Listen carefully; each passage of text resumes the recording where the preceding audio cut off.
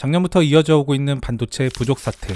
현재 우리나라에선 선거 이슈 등으로 많이 가려져 있지만 이는 국제외교적 측면까지 확대되며 계속 이어지고 있는 매우 민감한 이슈이기도 합니다. 가장 먼저 현실에서 체감하신 분들이 아마도 신차를 구입하려는 분들이셨을 텐데요. 신차 출고가 지연되면서 차량 인도가 수개월 밀리는 상황이 발생합니다. 우리 언론들은 자동차 인도가 늦어지면서 소비자 불만이 증폭되고 있다. 이런 식으로 주로 보도하는데요. 하지만 현재 미국과 중국에서는 대규모 투자와 유치전이 일어나고 있습니다. 여기에 미중 패권 경쟁의 방정식도 더해지면서 우리에겐 전략산업인 반도체가 국제적으로 뜨겁습니다. 오늘은 이러한 내용 등을 쉽게 풀어낸 호주의 공영방송 호주 ABC의 기사를 가져와 봤습니다. 그 제목은 미중은 반도체에 대한 더 많은 통제권을 놓고 경쟁하고 있다. 하지만 한국은 싸우지 않고 포기하진 않는다. 중국과 미국 사이에 새로운 전투가 벌어지고 있지만 군사력과는 아무런 상관이 없다. 그 대신 두 초강대국은 손바닥 안에 들어오는 반도체를 제어하기 위해 경쟁하고 있다. 중국은 공포에 휩싸였다. 휴대폰에서 자동차, 냉장고에 이르기까지 모든 것에 전력을 공급하고 경제를 유지하는 데 필요한 이 중요한 부품. 중국은 이것에 접근하지 못할 수도 있다는 걸 깨달았기 때문이다. 수요가 공급을 초과해 세계 여러 기업들과 국가들은 이를 손에 넣으려고 분주했다. 중국은 반도체를 안정적으로 공급할 계획이 필요했다. 2021년 3월 중국은 5개년 경제계획에서 반도체 투자를 7대 중점과제 중 하나로 지정하며 이 사태가 얼마나 심각한지 반증했다. 물론 이러한 깨달음은 혼자가 아니었다. 전략적 경쟁자인 미국은 똑같은 입장이었고 매우 유사한 반응을 보였다. 두 국가 모두 설계뿐 아니라 제작에도 막대한 돈을 투자하고 있다고 발표했다. 이 결정의 이면에 있는 전략은 간단하다. 국가가 국내에 충분한 공급을 하고 시장의 변덕에 종속되지 않도록 하는 것이다. 그러나 미국과 중국만이 반도체를 미래번영의 핵심으로 보는 것은 아니다. 지리적으로나 전략적으로나 이 두 글로벌 강대국 사이에 자리 잡은 한국은 이미 반도체 제조의 주요 국가이며 한국은 싸우지 않고 그 위치를 결코 포기하려 하진 않을 것이다. 현재의 반도체를 둘러싼 충돌은 이것이 현재는 물론 미래에도 얼마나 중요한지를 잘 보여준다. 문제는 반도체를 만드는 것이 간단한 작업이 아니라 실제로 매우 복잡하고 많은 투자가 필요하다는 것이다. 인텔의 전 CEO인 크레이그 베릿은 회사의 마이크로 프로세서를 인간이 만든 가장 복잡한 장치라고 불렀다. 기술 발전의 놀라운 속도로 인해 재고부는 빠르게 구식이 되어간다. 제조업체들은 사람들이 사고 싶어하지 않은 칩을 과잉 생산하는 것을 원하지 않는다. 따라서 그들은 수요에 정확히 들어맞게 얼마의 칩을 생산할 것인지 신중하게 고민한다. 작년 생존을 위한 최악의 건강 비상사태와 세계가 싸우던 시기, 반도체 제조 분야의 최고의 두뇌들은 코로나가 비즈니스에 어떤 의미를 가질지 예측하고 있었다. 글로벌 경기 침체가 임박했고 기업들은 전국적인 폐쇄 조치로 문을 닫아야 했기 때문에 실업이 증가했다. 예측가들은 운 좋게 직장을 유지할 수 있는 사람들이라 해도 자신의 직업이 이전보다 더 위태롭게 느낄 가능성이 있다고 가정하기 시작했다. 실제로 사람들은 허리띠를 졸라매고 불필요한 현금 지출을 피했다. 결과적으로 이 작은 기적의 기술 제조업체들은 가까운 미래에 대한 수요가 훨씬 줄어들 것이라고 예상하며 생산량을 줄였다. 그러나 코로나 대유행으로 인한 경기 침체는 다른 방향으로 흐르게 된다.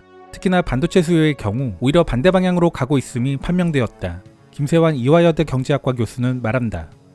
전 세계 칩 제조사들은 칩 수요가 줄어들 것으로 예상했습니다. 하지만 그런 일은 일어나지 않았습니다. 직장을 유지하던 많은 노동자들이 이제 집에서 일을 하게 됐고 덕분에 새로운 장비가 필요했다. 그 결과 반도체가 필요한 제품에 대한 수요가 급증했다.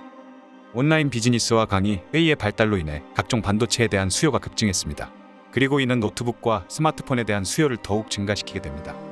한국 반도체 산업협회 안기현 전무는 소위 보복 소비도 이러한 반도체 부족을 부추겼다고도 말한다. 사람들은 밖에 나갈 수 없었지만 자동차나 전자제품과 같은 물건들을 구입하기 시작했습니다. 그 결과 예상치 못한 수요 급증으로 인해 글로벌 칩 위기가 발생한다. 김세환 교수는 현재 더 많은 반도체를 생산하기 위해 전 세계가 분주하지만 시간이 걸릴 것이라고 말한다. 초기 투자와 최종 생산 사이에는 2에서 3년의 시차가 있습니다. 그래서 반도체 업계의 시장 참여자 대부분은 칩 부족 사태가 1에서 2년 동안 계속될 것이라고 말하는 겁니다. 반도체는 전기로 작동하는 거의 모든 장치의 핵심 부품이다. 그것들은 장치를 작동시키는 두뇌. 그러나 수요가 급증하고 공급이 축소되며 폐쇄의 영향을 받으면서 이러한 반도체가 충분하지 않다는 것이 곧 분명해졌다. 이는 곧 소비자 입장에서 올해 스마트폰, 전동 칫솔 또는 세탁기 등을 구입하려면 더 오래 기다리거나 더 많은 비용을 지불할 수 있음을 의미한다. 자동차 산업은 반도체 부족으로 인해 대중들이 가장 폭넓게 영향을 받은 분야이며 또한 자동차 분야는 반도체에 가장 많이 의존하는 산업 중 하나다. 현 시대의 자동차들은 우리가 기대하는 모든 작업을 수행하기 위해 수천 개의 부품이 필요하다. 그런데 반도체에 대한 접근성이 제한되면서 자동차 회사들은 생산 라인을 중단하거나 더 적은 수의 반도체만으로도 구동할 수 있도록 자동차를 재구성하려 시도했다. 이것은 또한 소비자가 차를 받는데 더 오래 기다리게 하는 흐름을 만들었다. 이제 이 작은 하드웨어 조각은 경제에 얼마나 중요한지 증명함으로써 각 국가들이 자체 공급을 확보하기 위해 분주하게 움직이는 결과를 만들어낸다. 미국 회사는 반도체 설계 분야에서 지배적인 힘을 갖고 있다고 알려져 있다. 그러나 대부분의 제조는 다른 국가, 특히 대만에서 이루어진다. 그러나 재고 부족 사태의 여파로 조 바이든 미국 대통령은 반도체의 국내 제조에 투자함으로써 미국 공급망을 보호하기 위해 더 많은 일을 해야 한다는 압력을 받고 있다. 그는 지난 4월 더 많은 생산량을 미국으로 가져오고 싶다고 발표했다. 그러면서 그는 다음과 같이 말했다. 우리는 어제의 인프라를 수리하는 것이 아니라 오늘의 인프라를 구축해야 합니다. 안 씨는 미국이 이 정책을 추구하는 이유를 이해할 수 있다며 말한다. 미국이 반도체 산업을 만들었지만 지금은 제조 시설의 10%만 보유하고 있습니다. 그들은 자국의 수요에 대해 충분한 칩을 공급할 수 없습니다. 바이든 대통령은 미국인들이 기다려야 할 이유가 없다고 주장하며 중국 및 세계 다른 국가들과의 전략 경쟁으로 틀을 잡았다. 한편 중국도 시장 점유율 확대를 추진하고 있다.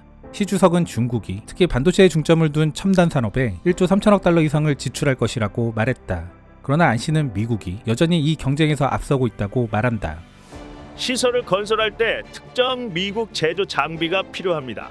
미국 장비 없이는 시설을 건설할 수 없으며 미국은 해당 장비의 중국 수출을 허용하지 않을 것이라 말했습니다.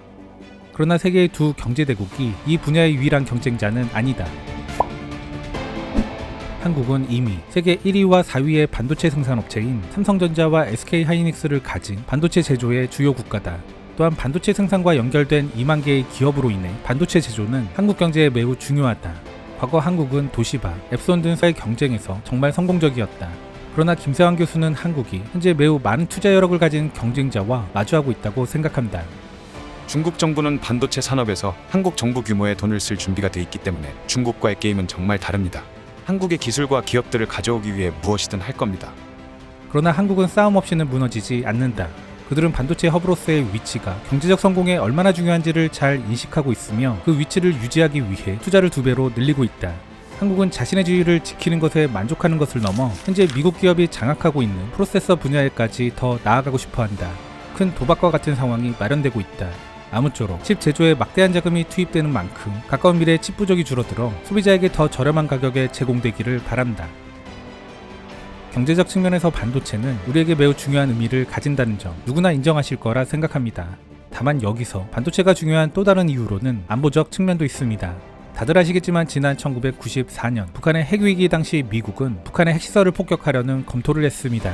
수백만의 한국인들이 사망하거나 다친다는 보고서가 올라왔음에도 불구하고 미국은 자신들의 계획에서 한국의 의사를 전혀 반영하지 않았습니다. 북한 장사정포를 막을 방법이 없어서고 김영삼 대통령이 뜯어말려서라는 식의 말들이 나왔는데요. 하지만 사실 당시는 미국이 아프가니스탄전에 이어 이라크전을 준비하던 상황이었기 때문으로 보는 것이 더 합당할 겁니다. 미국은 동시에 2개의 전장을 가져가는 것을 극도로 피합니다. 결국 미국이 그렇게 할 수 있는 이유는 바로 냉정하게 말해 당시 우리의 전략적 가치가 떨어졌기 때문일 겁니다. 하지만 지금은 상황이 다른데요. 바로 세계 공급망 구조에서 우리는 매우 중요한 의미를 가지는 국가가 되었고 그 대표주자로 반도체를 꼽을 수 있습니다. 금일 소개드린 기사를 보면서 우리가 확고부동한 선진국이 되어야 하고 세계 외교에서 중요한 위치를 차지해야 하는 이유, 이는 잘 먹고 잘 살기 위함뿐만 아니라 우리의 생존과도 관련이 있기 때문이 아닐까, 이런 생각이 한편으론 듭니다.